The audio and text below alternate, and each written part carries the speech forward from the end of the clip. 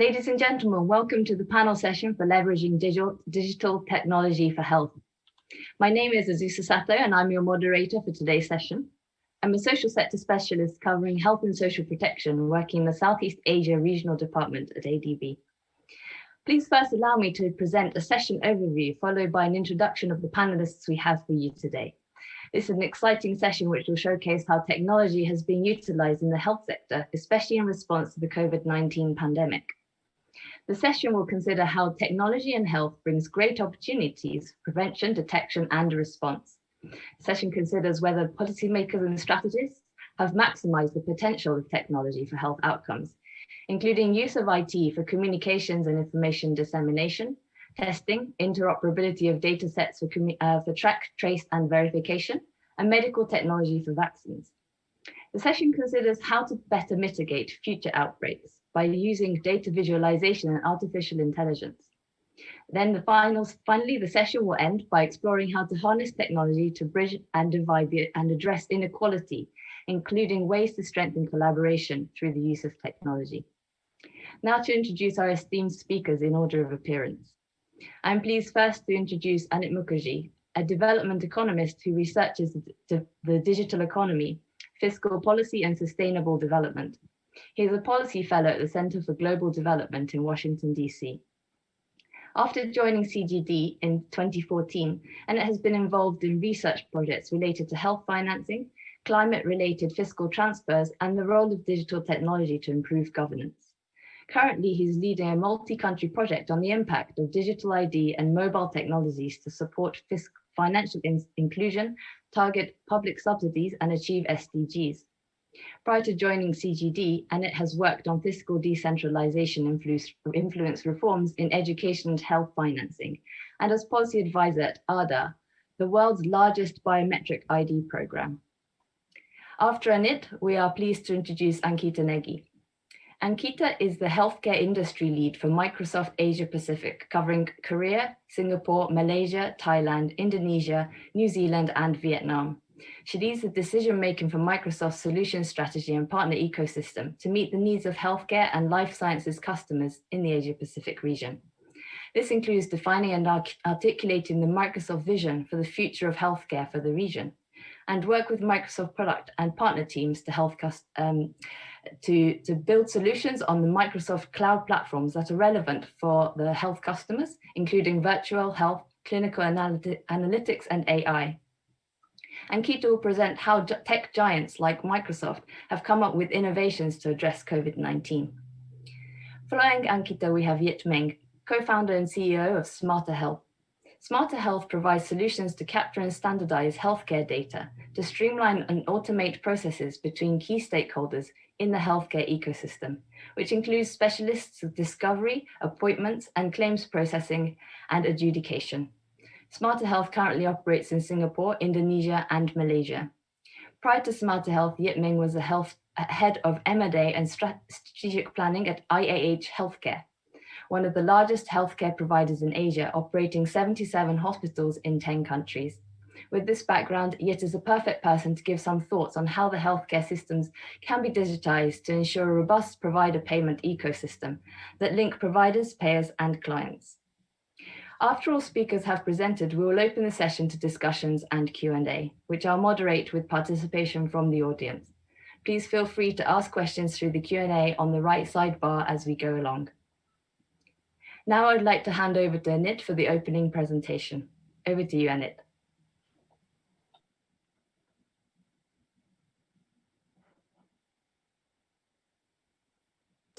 Thank you, Azusa, and a very warm good afternoon, good evening, and in Washington, D.C., where I am, a good morning. I think this is a very interesting and a very exciting time for anyone who is working on digital health, because I think I'll start off by making a bold prediction that the 2020s may turn out to be the decade when digital technology reshapes the health system. And that's a bold statement to make. But what we have seen over the last 10 months since the first case of COVID was discovered in in Asia, is that the technology and the way countries have responded in different ways, not only in health, but we have sessions on education, we have sessions on governance. It's quite fascinating what has happened across the world. So we will speak more on health today, but I think we will touch upon several issues which relates to governance and which relates to other sectors, and including health financing, which is, I think, in my mind, one of the largest and the most something that we haven't really dealt with until now, but we should very soon. So to give a broad kind of 36,000 feet kind of vision of what this COVID-19 crisis has brought upon us, and in terms of digital technology in health, we can probably divide it into two groups. One is the medical side, just the real medical technologies, and the other is the non-medical side, right? On the medical side is this amazing expansion of new testing. It's a new pathogen, so there are this required, first of all, understanding the genetics of it, getting to testing protocols, getting the testing in order, then and tracing, and then doing the hardcore epidemiological work and public health work, and at the same time moving towards vaccine development, moving towards medicines, and these are long-term processes. Vaccines normally take 15 to 20 years to come to market, and here we are squeezing that whole that whole time period into maybe a year or maybe two. And how has that been made possible? That has been made possible by an enormous capacity in terms of our capacity to use and analyze data. We are really going at warp speed, and this is something that we haven't witnessed in the medical sphere for many years. I mean, historically, this is actually a historic juncture in terms of how we use data for moving to new medical technologies. But at the same time, I think what is very important is that the COVID-19 crisis has also showed the power of information and how we control information. So it's not only technology, but it's also the use of that for behavior change, for changing the way we live our lives, essentially. And that has to do with a lot of communication. That has got to do with very intense and focused way of understanding how we can control this pandemic. And I think this is where in the future, when we move towards the future, and we will come to some of those issues, I think how we use this data and information and technology, bring them together into an integrated whole as a system approach. And this is why I said that maybe in the next 10 years, we will move towards a better integration of data and digital technology in health systems. I think that is what we are seeing and what we have seen in the last 10 months from the crisis. But this is the role of digital technology has been there for quite a while. We have been talking about digital technology in health. And I think it's important to understand what were we trying to do with the existing digital technologies. And we will come to other panelists who will talk about new technologies. But what we were trying to do pre-COVID, let's roll back a couple of years, is that we were trying to better understand who needs what. So moving from an analog to a digital system, understanding who needs what and how, right? And the second is better coordinating who does what and how, right? So if you have a digital system which is set up to actually have better service delivery, so you coordinate better among different providers. And the third was better allocating who pays for what and how, right? So if you look at the three principles, to understand who, to coordinate the kind of providers, and for allocating the monies, the resources. So these were kind of the the layers which digital technologies were supposed to bring to the analog system, let's put it that way. Now, that kind of is a very incremental approach to looking at digital technology. So where are we now? I think this is where things have got really interesting. And I think there are three digital pillars here, what we are looking at. These are identification pillar, this is a delivery pillar, and there's a financing pillar. Now, we are looking at an integrated whole of this, but within those things, I mean, they are not silos anymore.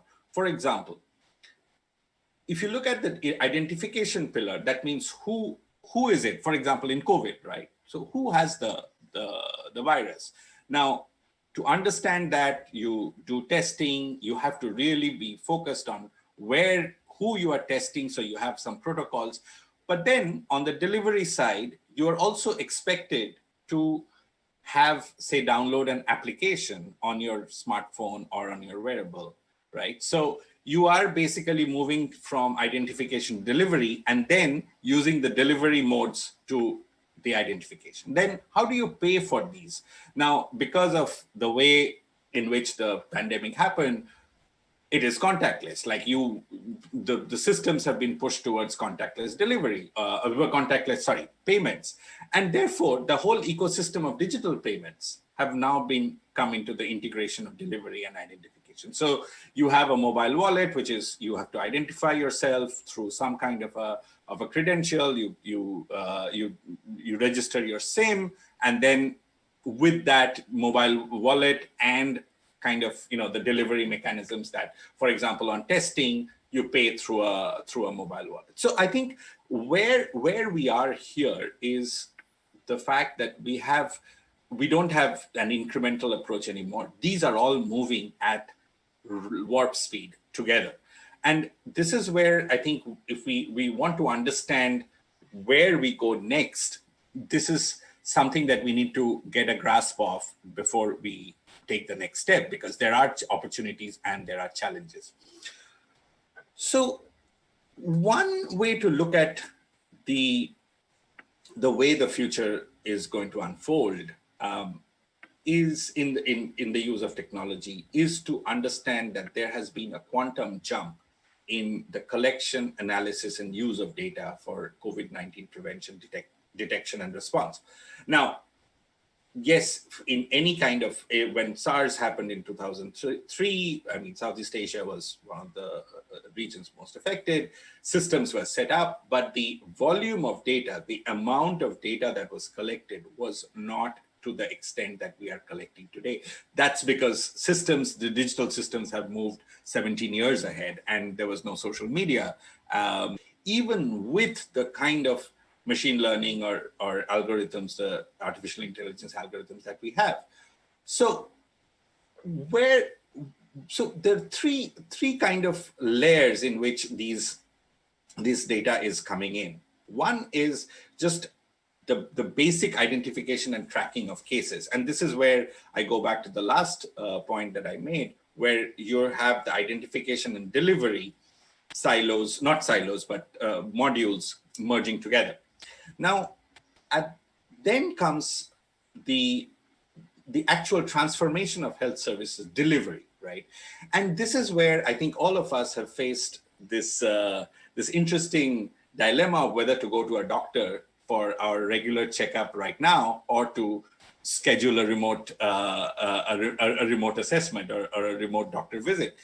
And this is not only happening in countries like the US or Singapore or Malaysia, but these are happening in actual places in rural areas, in telemedicine doctors in India, in rural Africa, in every country where you have at least a connected device.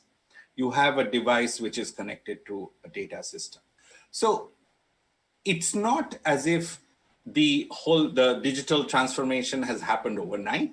These telemedicine remote health systems have been there from before, but they were not being used optimally. I think there was I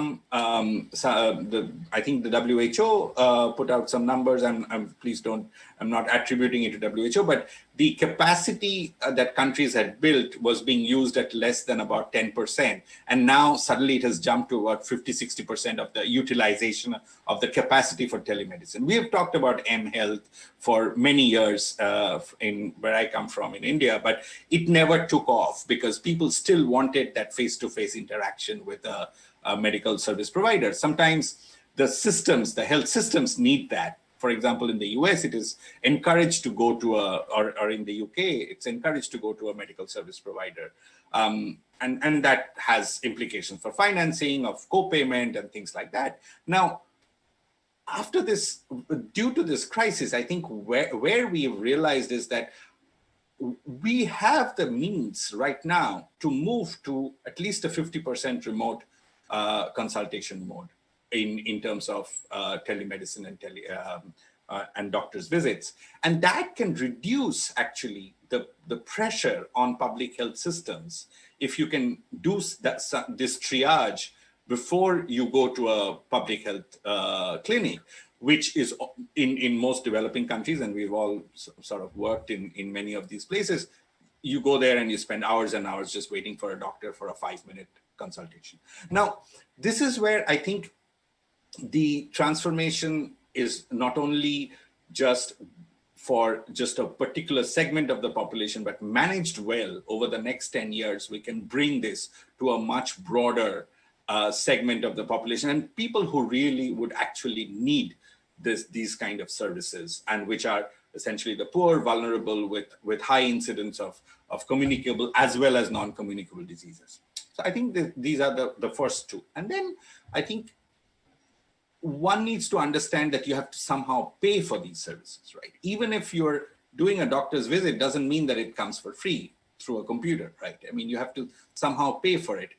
But the fact is that when you have moved to a remote system, the payment also has to be remote. So I don't think we have thought through, and maybe some of our panelists can talk to that later, that how do we actually now have financing systems which run at the back end, which like an Amazon where I have my credit card already given, and I just click a button to say, yes, send me something, send me X. I'm going to name any product, but and it happens seamlessly. So is it possible to do that over the healthcare delivery chain as well, when people can pay remotely, and they are paying remotely in many other respects? But I think what I'm trying to move towards is an integration of the payment systems with the delivery systems with somebody who's identified, and you identify properly the need of that person to access those services. So I think those are the three very broad areas. And what was driving this change, or what will drive this change over the next 10 years? And as I mentioned in my first opening statement, I think there are three things. One is biometrics, and biometrics, I mean bigger, a broader set of biomarkers as well as biometric information, and which will move more towards a genetic kind of much more unique, much more profiling kind of a system, where you could really identify the person uniquely and to a certain extent remotely. A lot of countries are moving towards a digital health ID. I know at least in India, there has been a proposal for a digital health identification system, which may or may not be tagged to a national ID or a functional ID like Aadhaar. We don't know how those systems will move, but at some level, there is going to be a move towards much more personal identification of the individual at an individual level. Now, I'll come to the challenges of that in a while. The second are connected devices, and connected devices, we have seen how wearables have now increased tremendously. I mean, I just sent my parents an oximeter for their pulse rate. I bought it in Amazon from here, and it was delivered to them in India. So in a way, it was the global supply chain working perfectly, a remote device, which, my parents can monitor their heart rate and their blood oxygen levels. I think these connected devices are going to create such a massive data cloud around any individual that there will be a way through different kinds of algorithms to make that data cloud into a much defined shape of the individual. Like you can see that it is Anit Mukherjee talking. It's not a cloud of Anit Mukherjee talking. So that's what I visualize as this data cloud through algorithms working in the back end to say, well, now you have to go and do this test and that test. So in a connected device world, we will have much more of an understanding of who needs what much better than before. And the third, and I think I'm sure our panelists will talk about it, all this requires huge amount of data capacity. And how do you manage that? Like 10 years ago, there was no cloud, or there was a cloud, but we didn't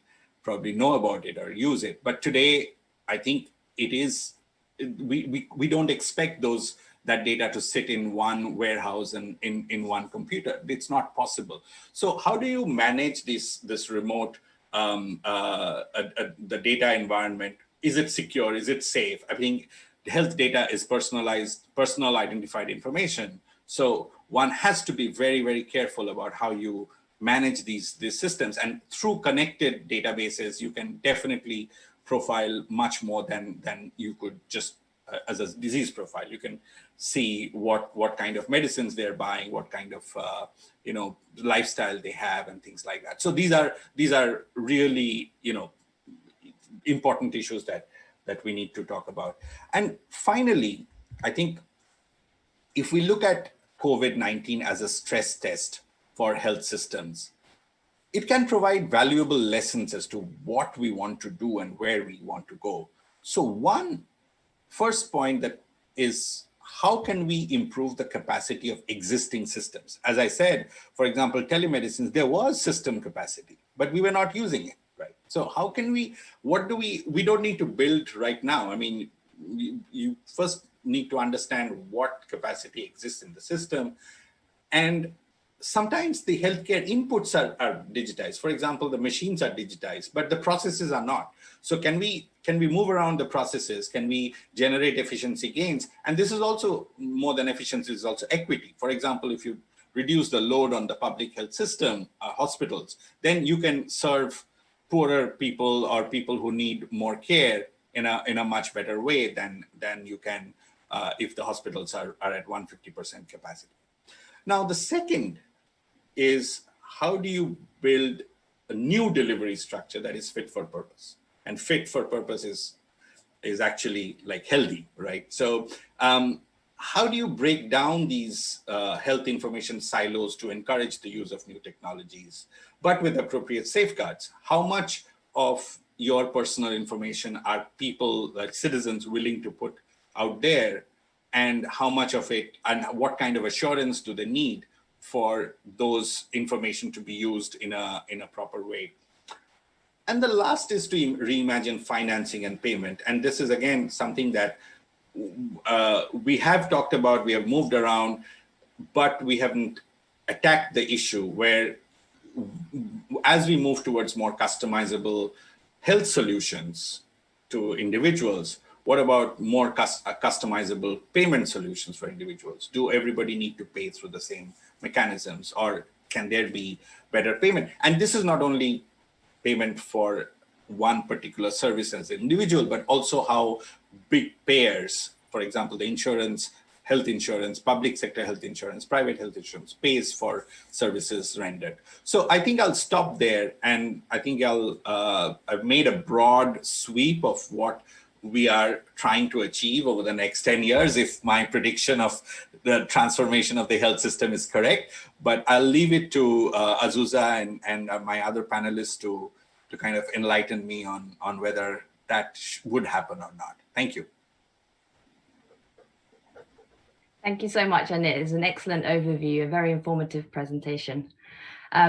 I think you touched upon the issues of identification, delivery, and finance, which are really the core pillars, the three core pillars that you've addressed. And the audience will be very keen to ask more questions on these areas.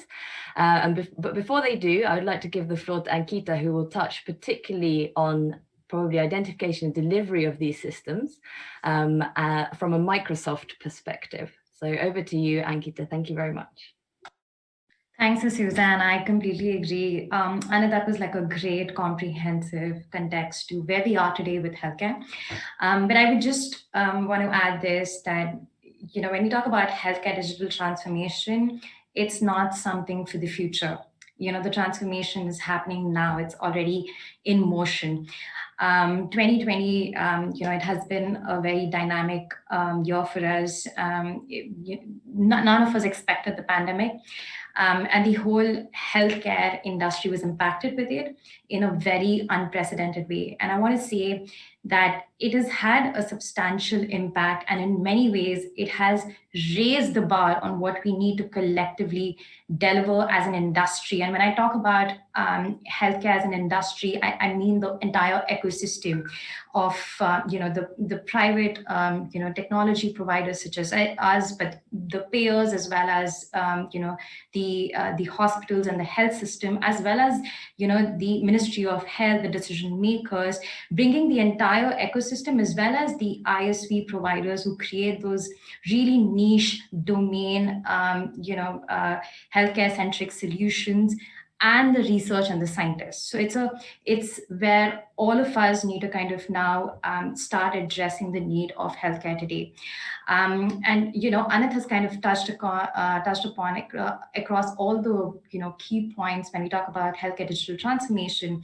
I wanted to use this opportunity to talk about sharing some of the examples of what we have seen through all the three phases of responding to the crisis, the recovery, and what can healthcare transformation actually be like, and where we've already started doing that. So from a Microsoft perspective, we acted as the digital first responders to our first responders. Across the healthcare ecosystem, there were a lot of technology solutions, to Anit's point, that got quickly adopted, which earlier probably weren't, but the adoption that we saw out of necessity happened at speed and at scale. Just some of the examples to share with you. Providence Health, it's a large US healthcare system, and it adopted AI-based healthcare bot to address the rising needs of patient concerns about the virus. So there were a lot of questions coming in. There was a need to do these mass screening assessments. And this healthcare bot, we've kind of designed it following the CDC guidelines to enable healthcare organizations to do quickly screen a lot of patients of the COVID-19 symptoms and exposures. And this is a great example of how the bot was facilitating a successful and efficient population level care coordination. So as you screen a patient, taking them to the next level of subsequently setting up the telehealth portal for them, taking them to a telehealth consultation and doing that level of clinical evaluation and possible testing. And since then, we've kind of, Microsoft, we've delivered the same chatbot technology for hospitals and governments across the globe. Today, we have about 45 million people globally who are using the AI-enabled bot technology. So that's a huge scale of adoption that we saw of something that was always available, but it got adopted out of necessity. Another great example, as Anit already mentioned about, which is the telehealth. In Asia alone, we implemented telehealth for about 22 of the major hospitals here in Asia. One of the examples that you see is about Fortis Healthcare, that kind of, within 2 months, they did about 12,000 teleconsultation consultations remotely. So it is to think about how you can use technology. Another great example is when we talk about data and AI. COVID-19, one of the key things, something that was very crucial was real-time data. And here's an example of how the Swedish health system, they launched a COVID-19 emergency response application. And what this application, it's a low-code, no-code application. It wasn't something, that required you to, have like extensive skills of Java to build. It was something that any one of us could sit down and build it.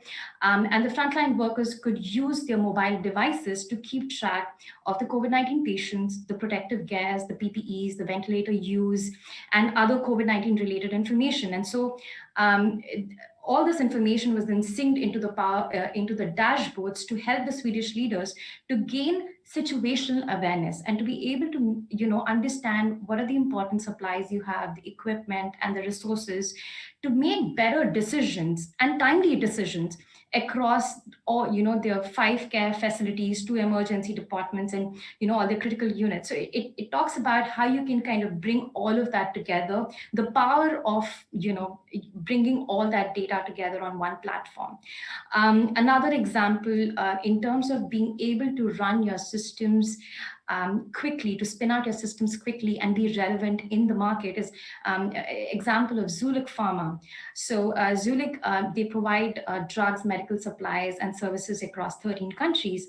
And they serve about 35,000 medical facilities, hospitals, clinics, pharmacies in the region.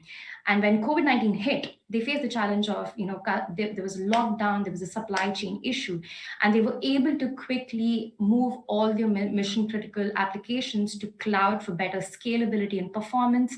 They were able to leverage the cloud services to develop online ordering systems, online payment systems, to your point earlier, Anit, and enabling basically for them to serve customers across Singapore, Malaysia, and Philippines. And drugs and medical supplies was like a key thing during the whole COVID-19, and a lot of countries are still, trying to work onto that.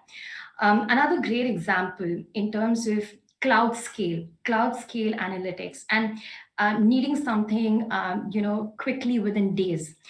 This is a great example of Duke University. So Microsoft supported the Duke University under our AI for Health program. So our AI for Health program is a $40 million investment that we made across 5 years to kind of help research and organizations to advance the use of AI in healthcare.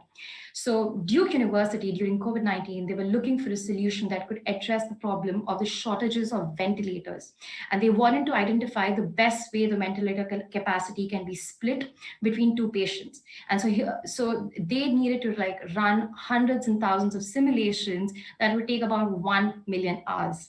Guys, if we were to do this at a time when we didn't have the cloud scale and capacity, it would, it's not something that we could have addressed during the time when it's actually needed. But leveraging the hyperscale computing of the Azure cloud platform, they could finish this within the weekend. They did about 800,000 compute hours, and they got the FDA approval just within 1 week of submission. And so this talks about, how you can kind of leverage the different ways you can think about leveraging the technology and making use of it and address the need that you have in point. So, when we look at the healthcare system today, there are 2 things. I want to break this down into 2 scenarios. One is the COVID-19 disruption that we saw and the challenges that were already there that became even more evident, and how we're seeing the industry transforming, right? So one of the things that all of us, I think, faced was the healthcare organization, they're facing huge backlogs, right? You cannot, we had to avoid bringing the NCD kind of patients, and you had to postpone the elective procedures. So there's a huge backlog that they need to address, but also they need to adapt their service delivery model to enable contactless and low risk approaches. So that's one. Second, as we all know, right, there is a growing shortage of healthcare workers. As populations age and health needs become more complex, providers, they're facing a global shortage. Just in Asia alone, we have about 4.4 billion population and just about 12.2 million healthcare workers. That includes doctors, nurses, care coordinators, social services, and such, different profiles. So it's not enough. So if we compare this figure to an OECD average for the number of doctor per capita and hospital beds, etc., that you need, the gap becomes really, really clear. So there's a huge backlog, and there's a huge shortage of workers as well. The third point, although is the budget, the budget pressure, the cost pressures, the health spending and the health financing pressures. Although Asia has been the fastest growing and the most dynamic region in the world, the Asia spend in healthcare is less than $10 per person per year, right? And with a razor thin margin to be able to, utilize the small amounts of cash at hand, providers need to think about how do you optimize? How do you optimize your spend? How do you optimize your operations? How do you become more efficient? How you can do more with less? And lastly, and that is where the conversation around data and AI comes in place. And we are seeing like about 41% of the providers say that the challenge that they have with data analytics is to accurately estimate the cost is preventing them to provide like the value-based care. But overall, I would say the industry is recognizing this, right? We are seeing a lot of, we saw a lot of adoption of virtual health. We are seeing a lot of questions around interoperability of data. How can we, yes, we want that there's acceptance, that there's agreement, I would say, that we need to kind of leverage our data, but how do you make that data interoperable? How do you bring in the different formats of data to be able to articulate it into the right clinical and operational insights that are needed? And then improving, the health outcomes overall. So, moving away from the traditional reactive symptom-based care towards a proactive and a personalized care. How can you bring in timely medical interventions? How can you reduce readmission? How can you improve overall health outcomes? And definitely security and to the earlier point, cost pressures. Currently, the global health industry, it loses about $6.2 billion per year to data breaches, putting patients at risk, straining your budgets even more. So I would say organizations need to take a more proactive approach, and you need to think about how do you best leverage technology and the best of the security that's available at mass scale to protect that patient health data, so you can actually use the technology to transform and to innovate. And so I want to give you a perspective of how do the overall, how do we look at healthcare from a Microsoft point of view. And it's about using technology, but only as an enabler. It's where we use technology to improve the patient experience, to improve the care outcomes, to drive that health equity that's needed today, to lower the cost of healthcare today. And so there are 5 key areas at which we look at transforming healthcare. The first being, how do we enhance the patient engagement? How do we kind of improve their experience, draw data from the EHRs and other critical sources, and create personalized care model and engage patients in a new and more impactful way. If I have cancer and there's someone else who has cancer, our treatments will be very different because it's about the genomic profile of me, my historical data, my social economic factors around where I live, right? So the care that the treatment plan that's given to each patient could differ it could differ a lot. So how do you give that personalized care? How do you improve your treatment plans by taking a 360-degree view of the patients? And how do you facilitate patient access to secure portals? Like how do you, healthcare institutions need to start thinking about having those patient portals, patient applications, so that patients can, and doctors can interact much cohesively and can, have that conversation at the right time. And so from that angle, I want to give you an example of how the Providence Health in the US is doing this. They're moving beyond, so with the increase in telehealth that you see, one thing that you would, when you take a step back to how do you manage this overflow of telehealth system as well, you need to have something like a patient contact center, a patient engagement center. And when you're establishing such a patient engagement center, how do you make sure that, they have the right information at the right time, they're able to give the right information at the right time, and you can give a more personalized experience. So Providence Health took like a very different approach, and they wanted to look at how do you personalize the experience of every patient. So just as you give this experience, just as we give the customer service experience in the retail industry, in the finance industry, in every other industry, how do you bring that to healthcare? So using Dynamics 365 in the patient and the provider engagement center, they were able to improve the quality and the resolution provided to the patient needs by the sheer means of having the right information at the right time and being able to navigate them through the online portals and connecting them to the right providers and providing that care.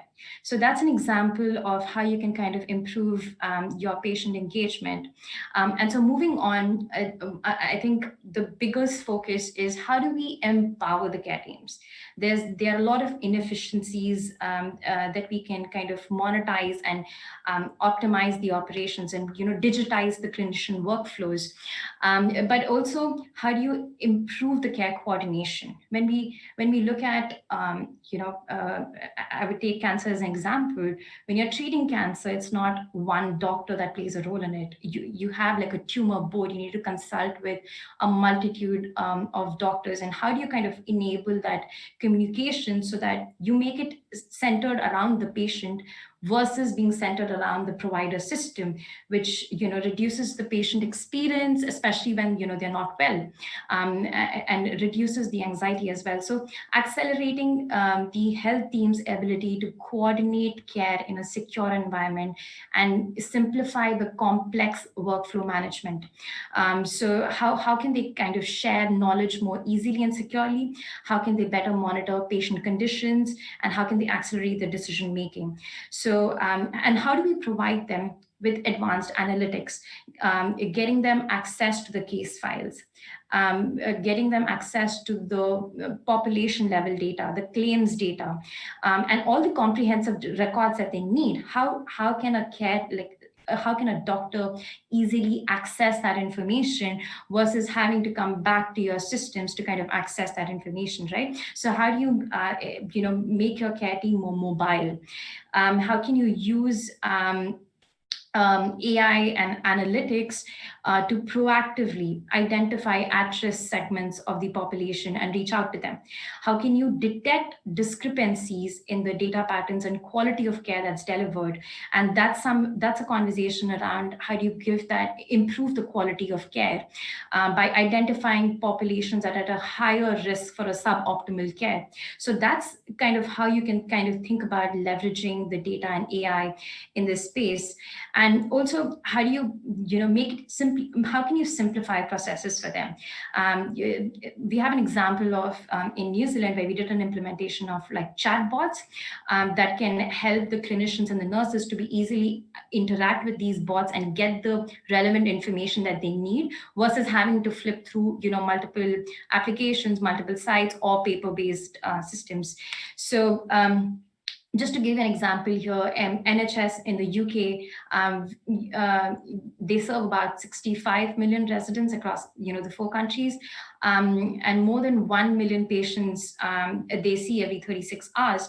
So how do we kind of help them coordinate things around the staff, the patient flow, the bed capacity, and help them balance the cost pressures that they have? So. We enable them with the Microsoft 365 and the Teams as a hub for them to work as, to coordinate and use Power BI for administrators to understand the business. And that really helped them decrease the number of patients in, outsourced beds just by the sheer means of improving the communication, improving the coordination between the clinicians. They could increase the collaboration, the productivity, and save more than 1 million euros a month in the first year, and in overall about 10 million euros. So that's a huge impact. That just speaks volumes to how much there is to kind of optimize and reduce the cost in, just by improving the health team collaboration. The third angle, which is about data. Data, I would say, is the oxygen of every healthcare organization. So looking at meaningful ways to use the data to improve the clinician and operational insights. When your organization, your administrators can harness both the clinical and the operational data from internal and external sources, you can accelerate diagnosis, you can reduce time to treatment, and you can help improve the overall efficiency of the system. So connecting data from across different systems, can really help improve that patient care quality and operational inefficiencies. Just as an example, help using data to help identify high-risk patients, to help identify diagnosis failures, to help track safety metrics, to help monitor equipment health, to maintain the integrity of the supply chain.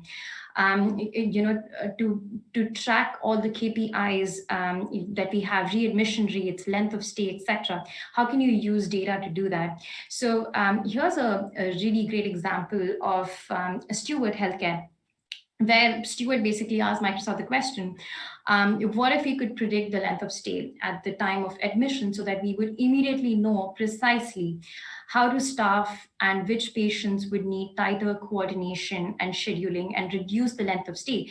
So they could actually cut about half of their total length of stay, which saves them about 48 million a year.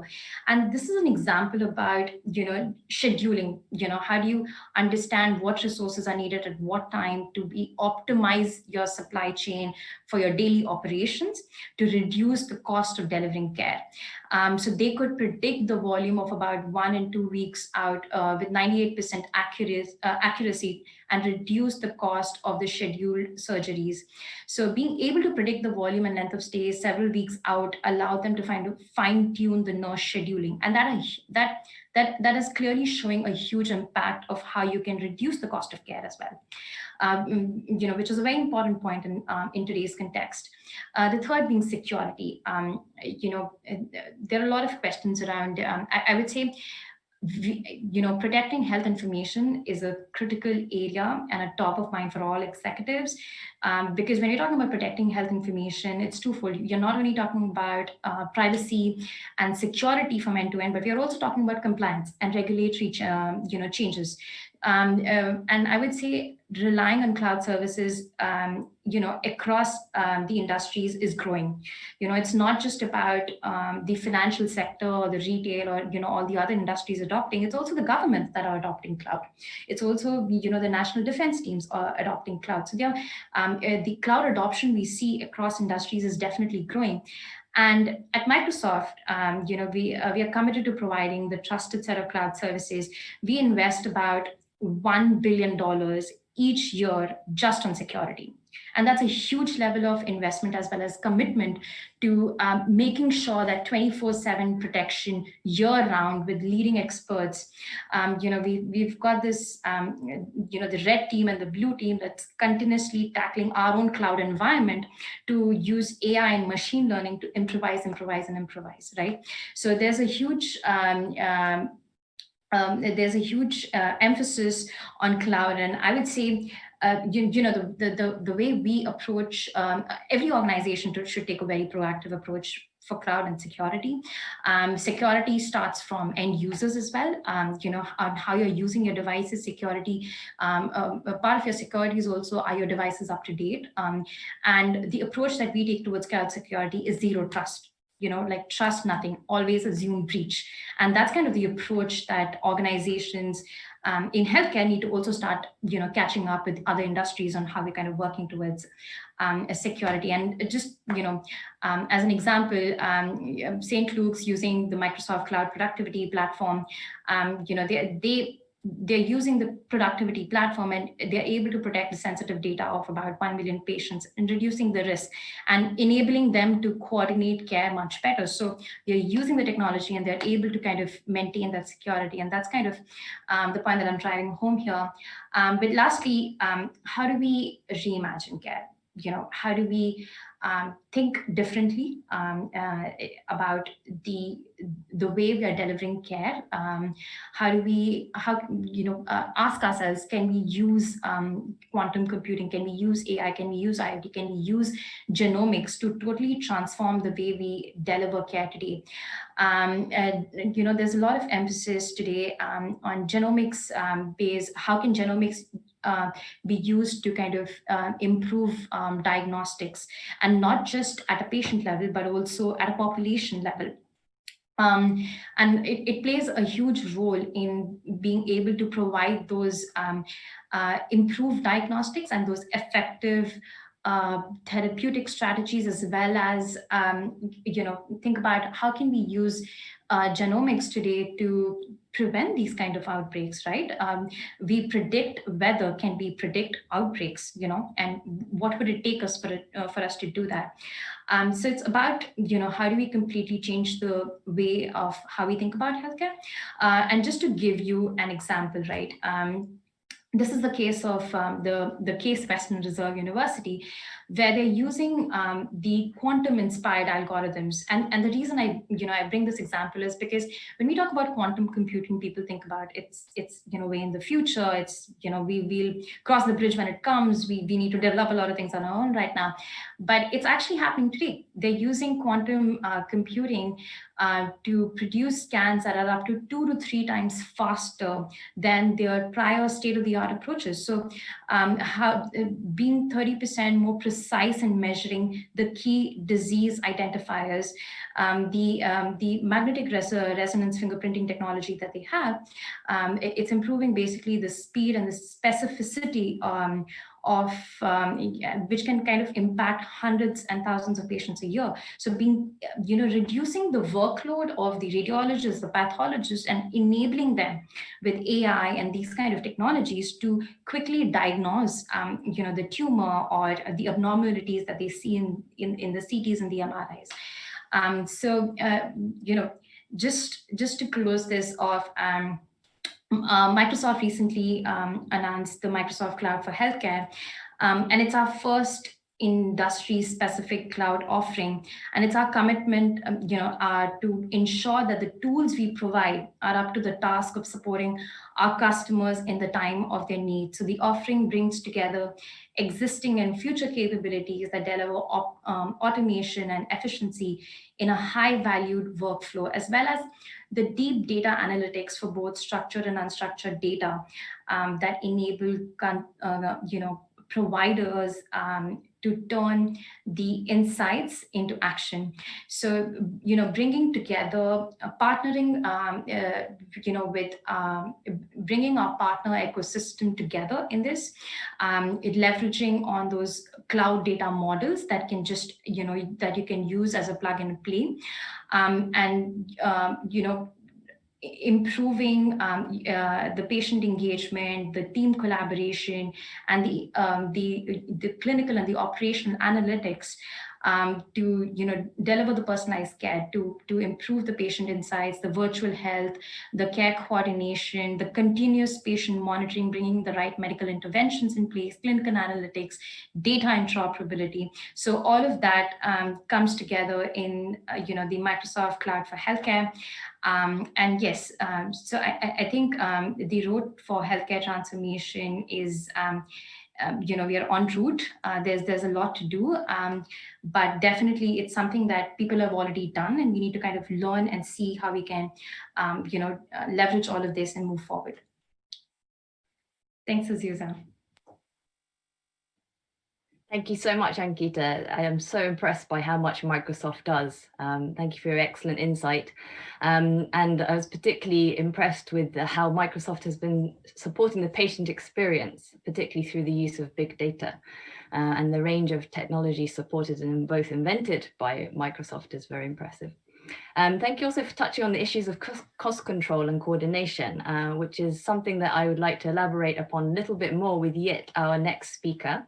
Yit is the CEO of Smarter Health. We'll first have a short conversation. You won't present anything, a PowerPoint. We'll have a short conversation, and then I would like to bring in Anit and Ankita for a group discussion. And at that point, I will also be looking at the questions that have been coming in from the audience. And so I'll pose some of those to you. Hello, Yet. Please start us off by giving us an overview of your company and how Smarter Health has contributed to the COVID response. And in particular, what kind of digital technologies can be utilized for prevention, detection, response to maximize these health outcomes and enable efficient processes. Thank you. Well, yeah, thank you so much. I think in short, Smarter Health is a multi-sided regional platform that focuses on digitizing and standardizing the exchange of healthcare data between the key stakeholders in the ecosystem, such as the payers, the providers, the patients. I think the objective is through this digitization and standardization process, we'll be able to utilize analytics in a meaningful way to generate actionable insights. So that is really the summary of what we do. Right now, we are in operations in Indonesia, in Malaysia, and in Singapore. Yeah. Thank you. And how do these technologies bridge these unequal health outcomes, both within country and across the regions, the countries that you work in? And how do these countries work together, or are there any opportunities to strengthen collaboration across these countries? So, especially in Southeast Asia, the unfortunate thing is that the access to quality healthcare is available to those who can afford it, right? Which is why traditionally the rich will travel overseas for the medical treatment. And in Southeast Asia, Singapore, Malaysia, and Thailand are very popular destinations. So in order to so-called expand this access of healthcare, right, to the masses, I think what we have developed is actually a shared care model. I think right now, a lot of the patients who are in more remote areas or who have less access to financial resources to access care, what they do is currently they actually take pictures of their medical reports in where they're from, right? And they actually share that with physicians in the cities before they actually do the travel. So 3 issues there. I mean, first of all, the quality of photo is a question mark. Second issue is the doctor's note could be handwritten and in local language, and diagnosis of physician's note may be meaningless, right, when you read it. I think the third thing is actually there's no way to transmit this data securely. A lot of times it's either through WhatsApp, email, potentially even faxes. So what we've done is actually provide a platform to allow this seamless transfer of information and to really provide the codification, right, in terms of international standards, whether it's diagnosis codes, the respective individual procedure codes in the different countries, even the drug codes in the region, right? So that when this information is shared to physicians locally or even overseas for expert opinions, at least people can understand and digest this information, so that to provide that really joint care model on how to decide on the care path, as well as to really understand the diagnosis. I think what has this shared care model has bring about is actually the collaboration of doctors across borders a lot more efficiently, right? So a lot of the doctors in Singapore who actually do operate certain clinics in countries like Vietnam, Myanmar, or even Cambodia, they actually do a lot of training. And whenever they have diagnosis medical reports that the local doctors may not be able to digest, they actually they actually send this information through the platform to the physicians in Singapore or even Malaysia or Thailand to provide consultation and provide a joint care path. That's fascinating that doctors are essentially training each other and learning by doing from each other. Yeah. That's really great to know. And it sounds like, you know, the traditional model of training, which we're used to seeing everybody in the same room, let's say even doctors in the same room, is starting to go out of the window. And we've seen this year as well. There's a lot of training that's now happening online through Zoom or otherwise. And you find this to be a successful model? Are there any challenges with this training online, let's say? Not really. I mean, a lot of the doctors have actually prepared materials. In fact, some doctors even have VRs, virtual reality, that you can actually watch, especially for patients before they enter into a procedure. They'll say that, okay, this is what you'll be going through, right, when you're under general aesthetics. And this is how the procedure will be performed. This is what I'll do, and this is your recovery, right? So I think the education part is very important, not just for the patient, but even on training and working with physicians from across the region. That's also very important. And how have patients found these platforms? Obviously, there's a lot going on in the background in technology that the IT people are sorting out, but from a patient's perspective or from a client's perspective, what do they see, and what is their, what is Smarter Health providing them? Yeah, actually, so from a patient perspective, there are only two things that's in their mind. Number one is, if I'm sick, I want to see a doctor. Who should I go to see, and who is good, right? And the last question is really the financing part. How much is it going to cost me? Can I afford it? Right? Especially those who are not insured. So what we do is we actually build in certain basic algorithms in our chatbots, right? We did explore Microsoft, and we would potentially be working with you guys. I think the other part is really to put in certain algorithms in place. For example, symptom checks, right? Your medical reports to direct you to the right medical specialty, and from there work with our curated panel of specialists across all three countries, in Malaysia, Singapore, and Indonesia, and to do the connection to say these are the recommended doctors that you could potentially go to. Now, in the areas of preventive care, there's also the health screening that's available as well. So right now, if you go to any healthcare facilities, there's so many different healthcare screening packages that you can select from. More often than not, you wouldn't know which one is suitable for you. So we actually do a very simple algorithm check to say what's your age, gender, family history, whether you're suffering from any chronic diseases, and from there, personalized and tailored something that's suitable for you. It may not be the most expensive package because of your age and profile, but it's something that's at least most suitable for you. Yeah. Thank you. At this point, if I may bring in both Ankita and Anit to our conversation so we can have a group discussion. And to the audience, please send in your questions in the sidebar and I'll start picking them up. To start off, I would like to ask one question that's been burning in my mind. When I look up the WHO website, it tells me that only 58% of member states have an e-health strategy. Moreover, 55% of countries have a legislation to protect electronic patient data. Now, obviously, some of these issues have been touched upon in terms of the governance issue, data privacy issue, both by Ankita and Anit.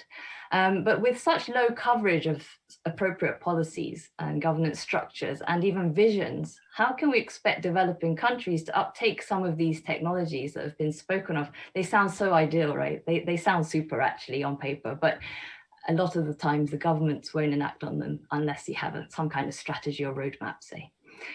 So what kind of governance challenges do these statistics sort of present, and how can we address them? Maybe I turn first to Anit, who touched upon this in the overview of the presentation, and then over to you, Ankita, because you've spoken from a security perspective as well, data security perspective. Anit? Yeah, thank you. I mean, I think that's a great question. What has always bothered me, and I've worked on the Indian health system for quite a while, is just the dichotomy and the fragmentation.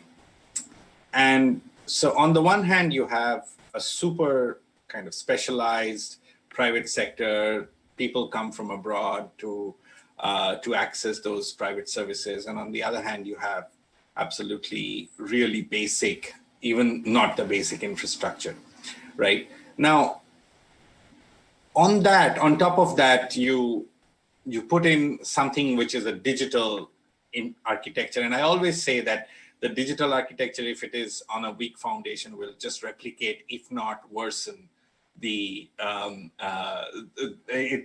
existing situation. So I think in a lot of places, and I've not only worked in India, but other countries as well, I think there is not a clarity on what the public sector and the private sector roles are.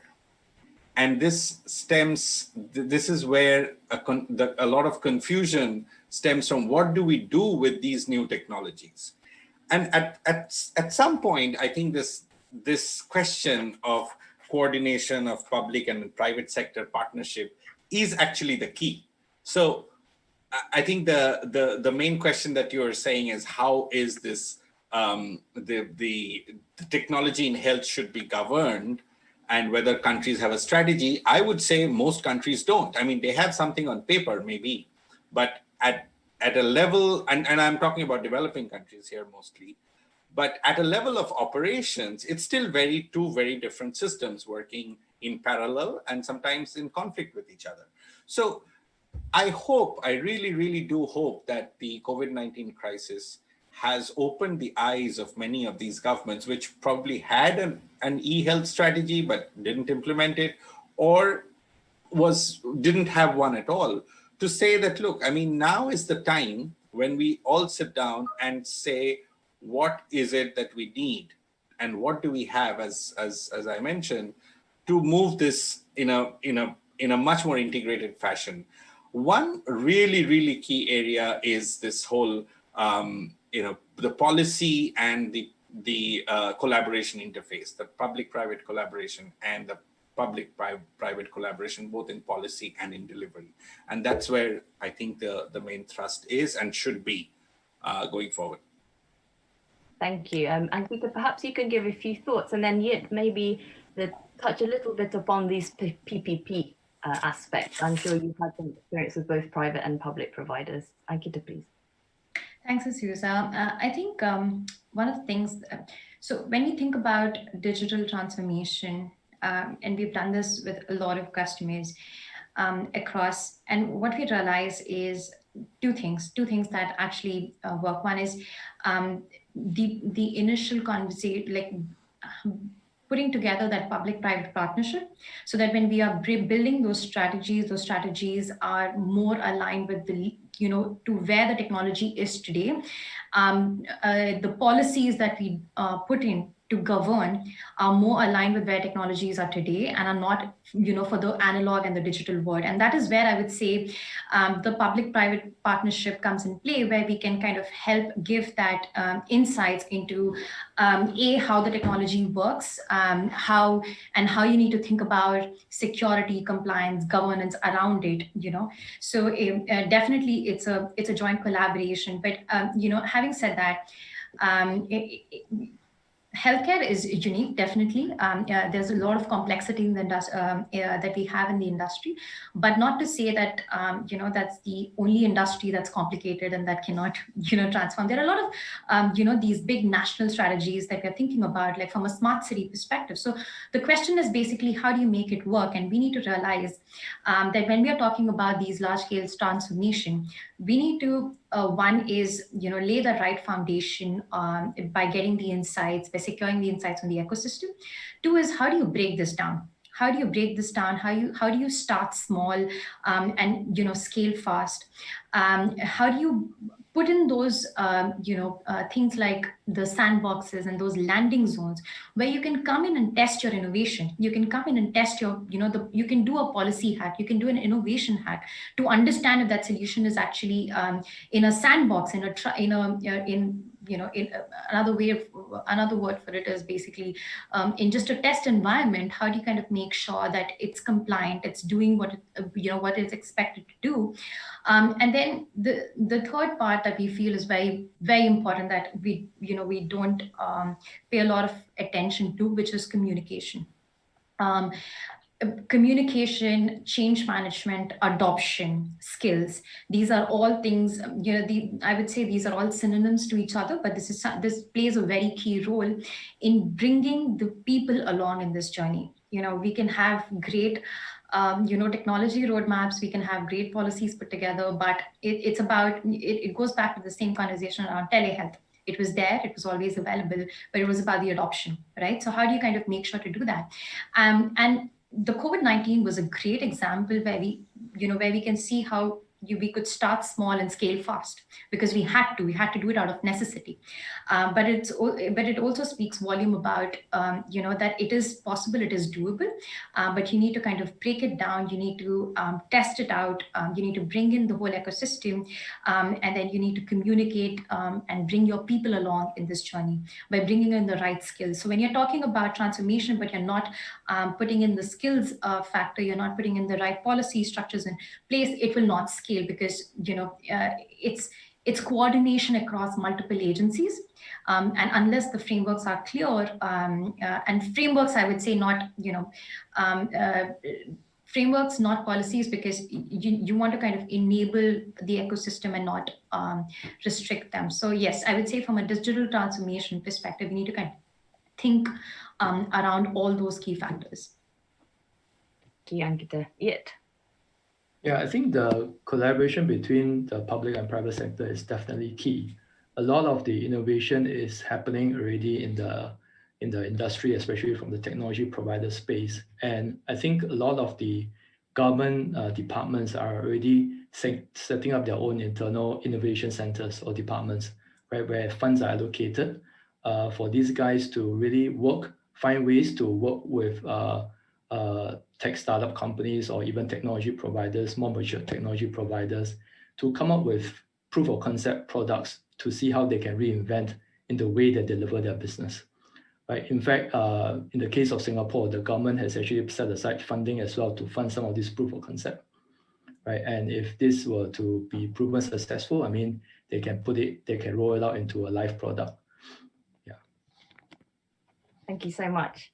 Yeah. Ankita, you touched upon this a little bit. We do have a question from the audience, which I'd like you to address. The presentation of Microsoft again affirms the value of cloud services, high-speed computing, and data analytics tools for the reimagining,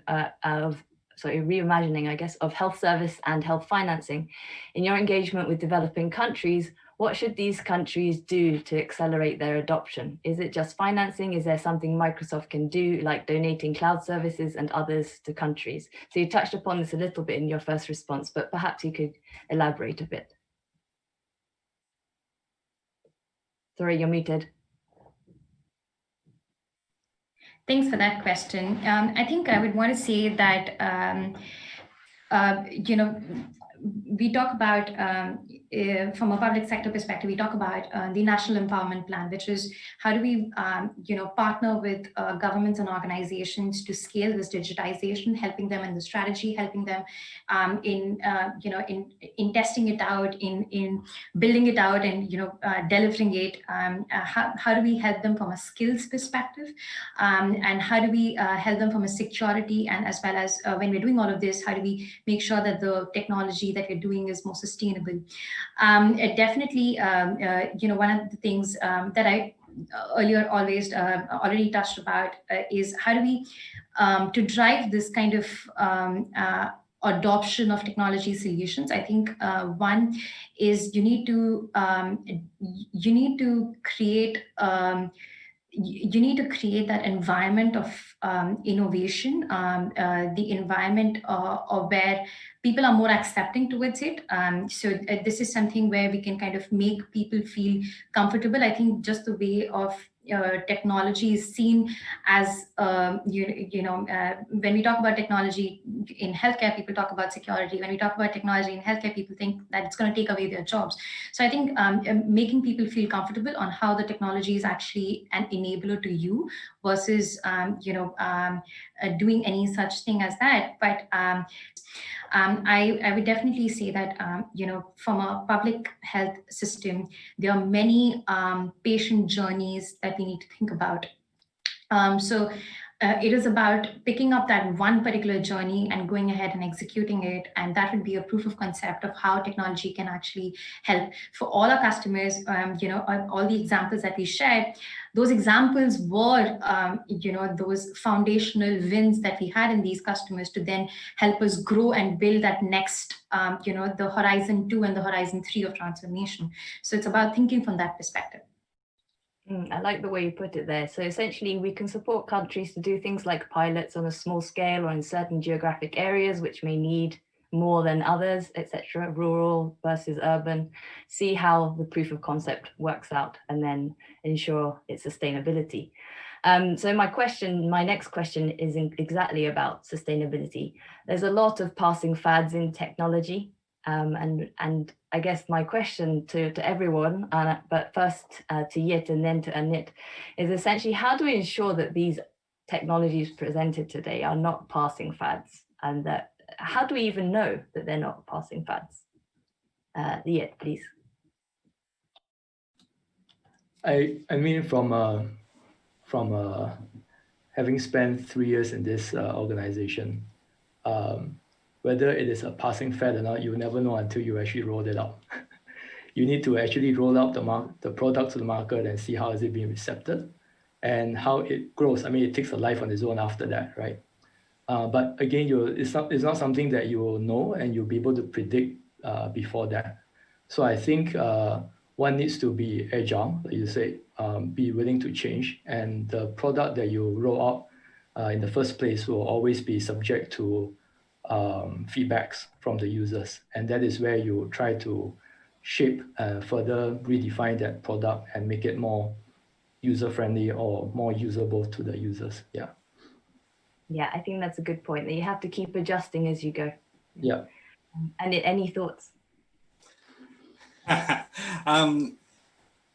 think there are passing fads, right, in technology, but there are also some not incontrovertible, but long-term truths. And one is that there would be greater use of data and analytics and data systems for delivering better care or better targeted care in the future.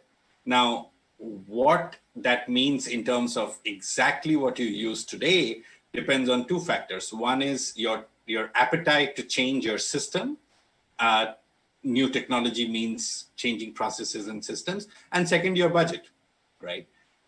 So for small countries and with big ambitions, the budget might not fit, right? But in other cases where the administrative systems are static, the data protection or systems are not agile enough, then you would not have, as Ankita said, that these require data. There's oxygen. So I think the passing fad issue, and then Yit put it really well, is that you have to try, and trying it in small.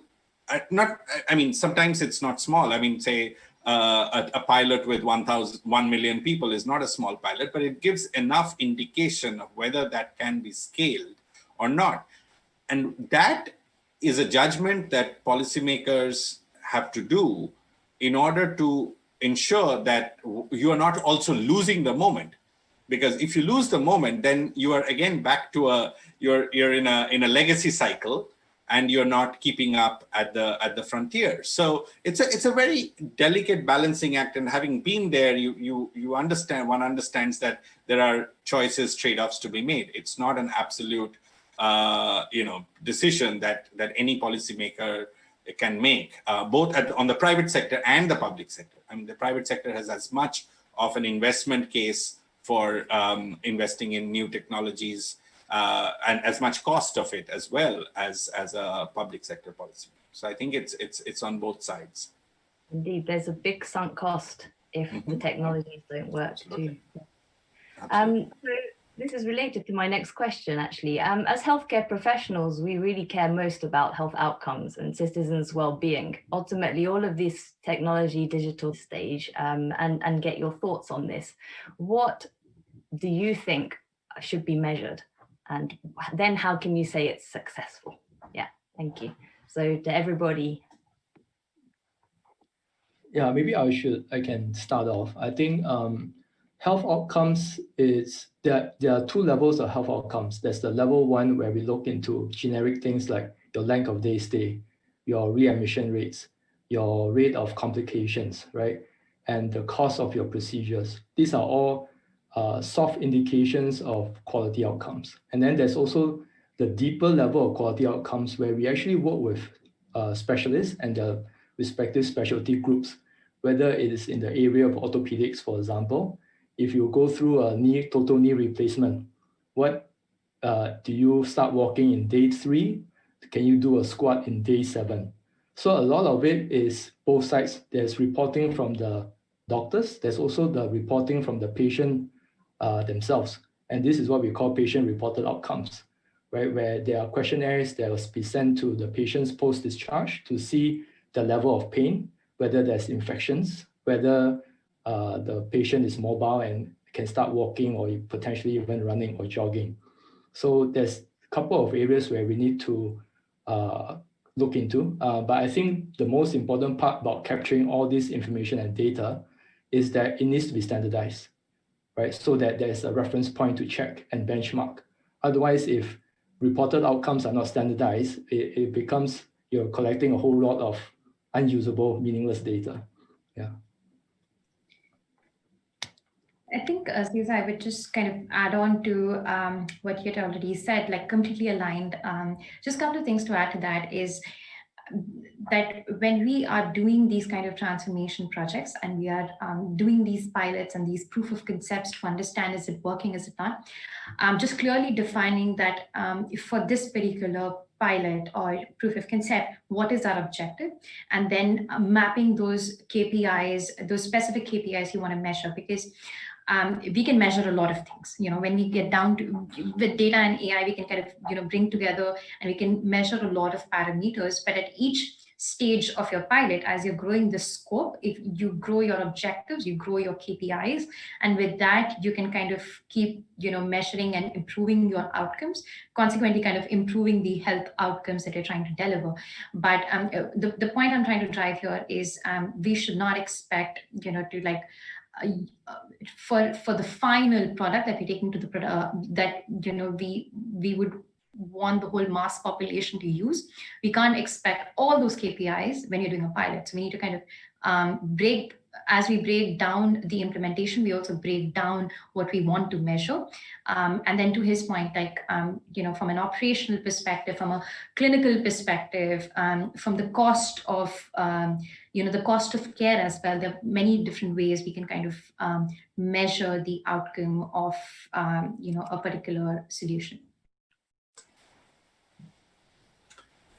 I think this is a critical question, actually, because this leads to the investment case, as we were talking about before, that if your outcomes are marginal, then is the cost commensurate with the benefits, right? Now, setting the outcome goals is then critical to whether those investment decisions will be made or not. And this is both at the system level as well as an individual level. So if you divide it up between what an individual level is and that as a system level, and then divide it again, cut it up between, efficiency and equity, right? And you have these 4 boxes very neatly, you can place it. So for example, if my outcome is equity, right? And we talked about telehealth, and we mentioned that, this has been one of the lessons from the COVID-19 crisis, that you could then go towards a remote health, let's say, access, right? I mean, for want of a better word. Now, is that in a particular segment of the population? Is it being equitably distributed or not? Then you can set up those outcome measures, right? One of the critical factors would be cost of data, or the availability of access to data, right? So you have to have some kind of a device to use it. So if your data costs are very high in one country, then people don't have the bandwidth to access those services. So then you can say whether that technological fix of going remote has helped or not. So that's on the equity perspective. From an efficiency perspective, you can bring it down to whether people as well as systems or countries are saving money from the application of this technology. So it then becomes very much more tangible in terms of whether people whether these are cost effective or not. And third and finally, whether people in the end, beneficiaries, people who are sick and getting care, are benefited from it from their perspective, right? I mean, the systems, we can set up many different things, but if the person has come in and you have a very wonderful digital system and the person says, well, I feel the same as before, nothing has changed. I mean, I just paid a lot more money for this. Then we have kind of not achieved that outcome, right? So if technology is a solution in search of a problem, you will not have outcomes. If it is actually solving a problem, then you will have better outcomes. I think if we can think about it that way, it would be easier to conceptualize what we are trying to measure. Thank you very much for that analytical framework. I would just like now, given that we have only 5 minutes left, to give 1 or 2 minutes to each of the speakers for the key takeaways and the key last thoughts that you would like to share with the audience. I'd like to start with Yit, then Ankita, and then to Anit, please. Yeah, I think to me, I think it's important, first of all, that government and private corporations do need to work together. Secondly, it is also very crucial for the government to lay in place the foundation and system and framework for the corporations to work upon. I mean, for example, in the case of Singapore, where I'm from, the government has come up with this digital identity for all residents of Singapore. And that is important because that carries your digital identity and footprint. But I think it's a first step to many things, one of which could be your healthcare profile. And that is essentially important in the case of prevention in future outbreak or even future pandemic, where cases where there's a certain profile of the population may be higher risk of contacting this virus or this pandemic, right? They could be alerted, they could be isolated, they could be preventive measures could have been taken place way in advance before it actually happens. I think that's important. And secondly, a lot of this requires a lot of investments. And framework is important because in the case of healthcare, the key is actually the healthcare data. And not many countries or in this part of the world has actually went towards standardizing or codification of the data sets, which is actually very crucial when you talk about analytics, right? Different countries in Southeast Asia has got different procedural codes, for example. And and different countries are using different ICD 10, some using 9, and as we all know, ICD 11 is coming up in the near future. So getting up to date and getting up to speed and really using the same codes are actually very, very important, right? Yeah, I think that's it for me. I think from my side, just 3 things that I wanted to kind of wrap this up with is, one is ask how you can leverage technology.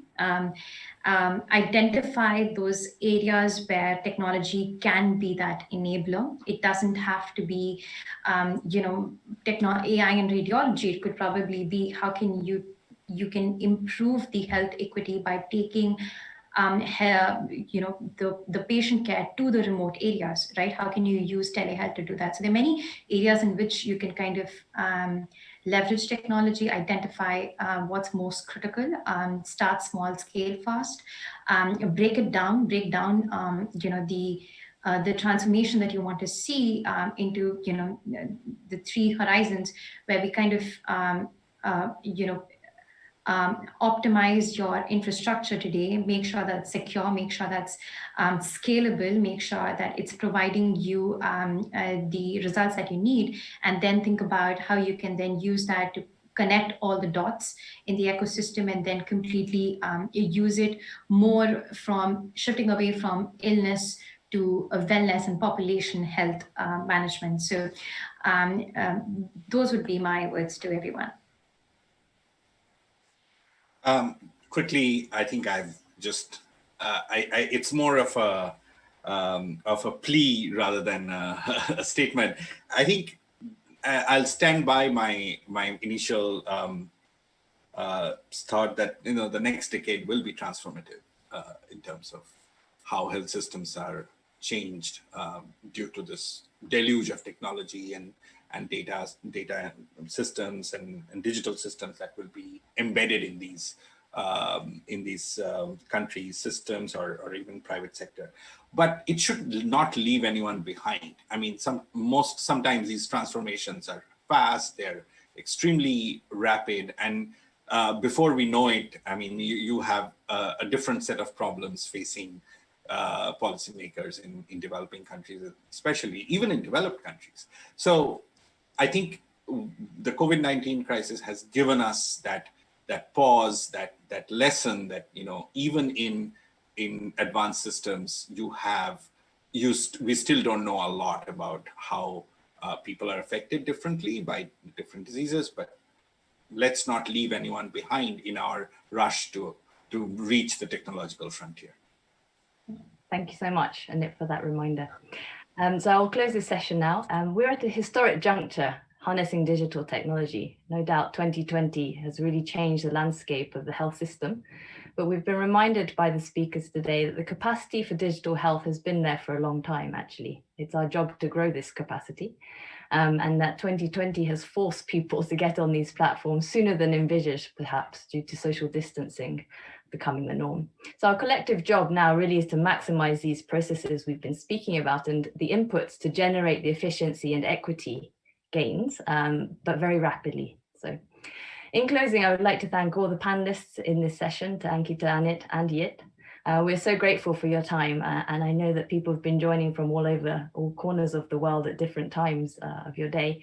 We're really grateful for you sharing your deep knowledge in this exciting and rapidly evolving sector, and hope that ADB can continue to strengthen the collaborations with you and your organizations. So thank you also to the audience for your active participation and for joining the session. I hope you enjoyed the session and you enjoyed the remaining side events, and I hope you found this session to be informative. Thank you, everybody.